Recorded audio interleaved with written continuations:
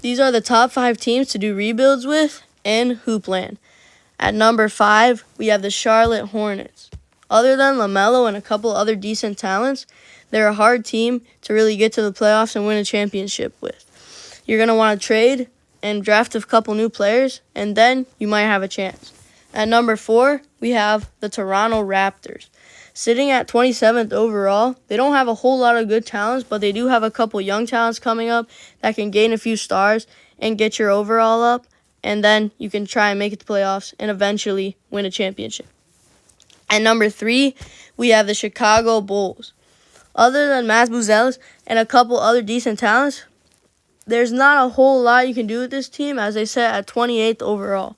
You're going to want to make a couple of trades and, of course, draft a couple new players, and then you can aim for a championship. At number 2, we have the Washington Wizards. Sitting at 29th overall, they have Jordan Poole and Alexander Tarr, and that's about it. So you're going to want to, of course, trade a couple players out for a couple more decent players, and then you're going to want to aim for that championship. At number 1, we have the Brooklyn Nets. Now, the Nets are the worst overall in the game. That's why it's a good team to do a rebuild with, because as you're doing this rebuild, you'll notice you'll start to climb the leaderboards in the league, and that will eventually get you up to the top to win a championship.